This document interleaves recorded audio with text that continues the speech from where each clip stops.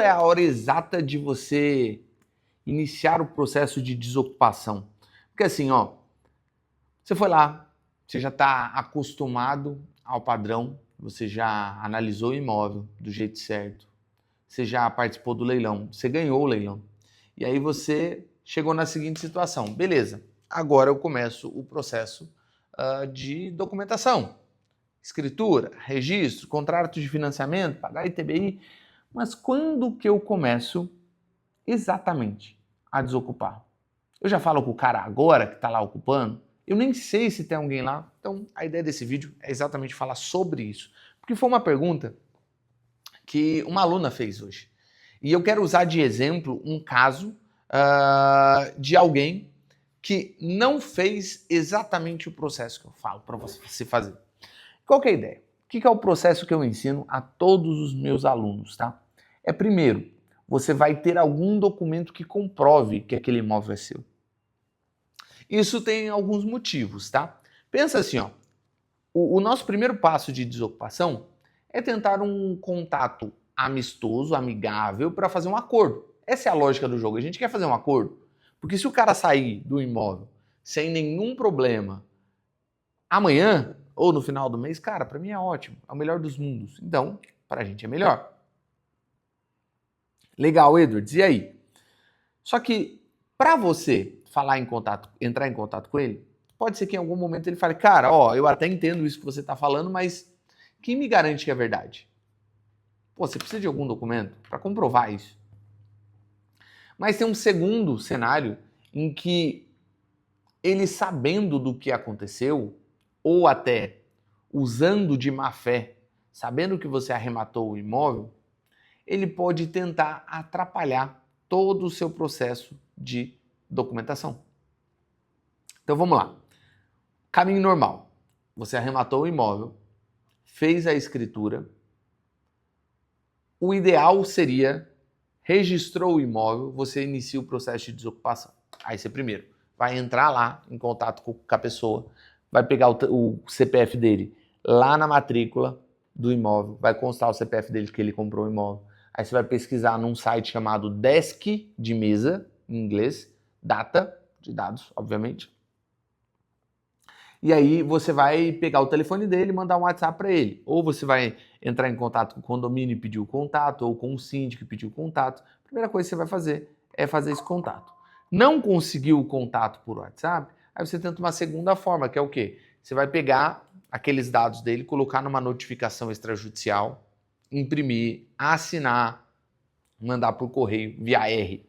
Qual que é a ideia do correio AR, Edwards? A ideia é ter o registro, ter uma assinatura, ele vai ter que colocar o CPF. Quem recebeu, coloca o CPF lá dentro. E aí você consegue saber quem é. Porque pode ser que você esteja pensando que é o antigo proprietário que está morando lá, mas de repente não é, de repente é algum inquilino. Então ter o CPF lá facilita bastante.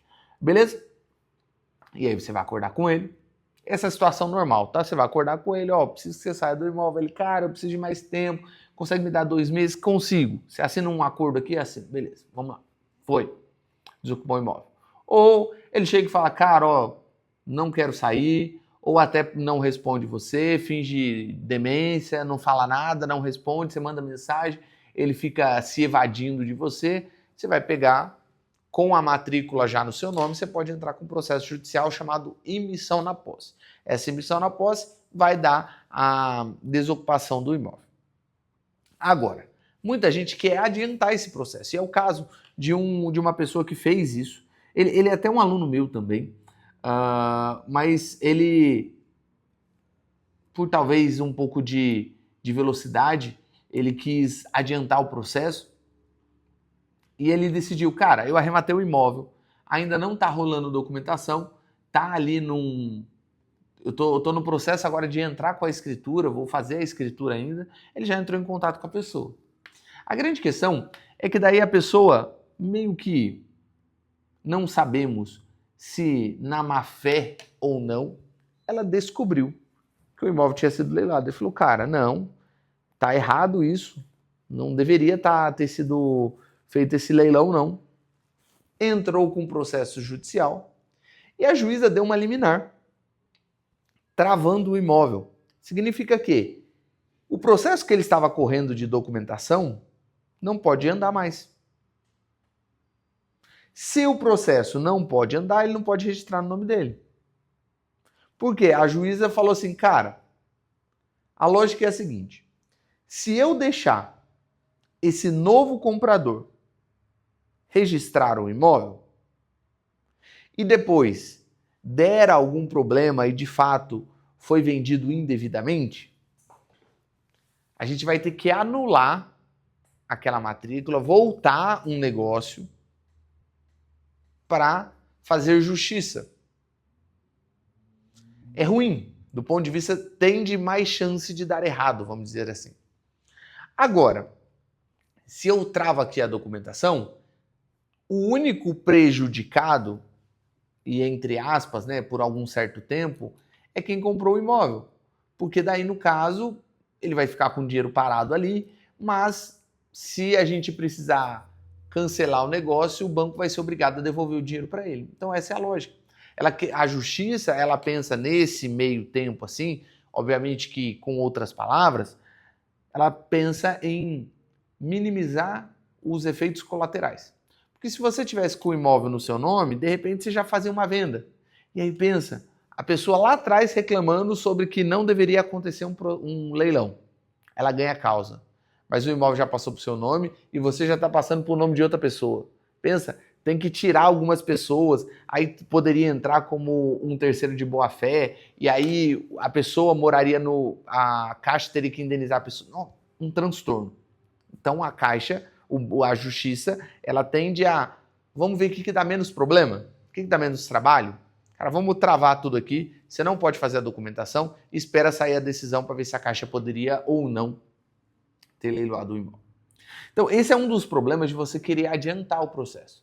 Claro que esse tipo de situação não é nem um pouco comum, tá? Inclusive, eu acho que é a primeira vez que eu vejo, através da justiça, a pessoa fazer isso. Mas, quando você não tem o documento no seu nome, você abre brecha nesta fase para a pessoa reclamar, para a pessoa te atrasar, para a pessoa te sacanear. Às vezes ela conhece alguém no cartório de registro que começa a te enrolar. Percebe que isso é ruim? Então a minha sugestão para você vai começar sempre o processo de desocupação quando o documento está no seu nome. Pelo menos quando você já tem uma matrícula. Já tem uma matrícula, já deu entrada no registro, beleza, começa a fazer o processo. Eu sei que dá uma certa ansiedade, porque entre esse processo ali de você arrematei e estou dando entrada no registro, vai dar um processo ali de talvez uns 15, 20 dias. É chato, porque faz parecer que você está demorando, né? Mas é melhor você segurar isso do que simplesmente você sair atropelando as coisas e tomar um revés pior. Isso me lembra bastante um processo que é do leilão judicial. No leilão judicial, quando você arremata o imóvel, tem 10 dias ali para que as partes, a parte que perdeu o imóvel, possa reclamar. Ela pode reclamar de, nossa, achei que o preço foi ruim, preço vil, enfim, ela pode fazer qualquer coisa. É como se fosse um prazo de contestação. Qual que é o indicado pelos advogados para quando você arremata num leilão judicial? Cara, você arrematou, fica em silêncio. Não dá a entrada no processo, não vai lá falar com a pessoa. Por quê? Durante esses 10 dias a pessoa pode sim te dar trabalho. Agora, você ficou quietinho ali, fingiu que nem existia. A pessoa, às vezes, nem se ligou no que aconteceu. Depois desse período de 10 dias, pronto, aquela arrematação está consumada, não tem mais o que fazer. Aí sim, você começa a entrar com pedido na justiça, carta de arrematação, vai tentar fazer um acordo para desocupação, porque daí faz sentido, a pessoa não tem mais o que reclamar. Apesar desse período de 10 dias não existir no leilão extrajudicial, eu acho muito pertinente. É muito importante que você faça. Assim você não tem um problema. E para que você tome as decisões corretas, desde quando você arrematou um imóvel até o processo de documentação, você precisa de processo. Para você pegar um processo de forma decente, você precisa aprender. E eu quero te ensinar isso na Jornada do Arrematante. São 3 horas de conteúdo. Isso do conteúdo principal, tá? Tem mais de 15 horas, mas o que eu preciso são de 3 horas da sua atenção para que você aprenda a arrematar um imóvel de leilão. Na prática. De tudo. Você vai sair do zero até a arrematação. O link está na descrição. Espero que esse vídeo tenha te ajudado. Nos vemos no próximo. Aquele abraço. Valeu!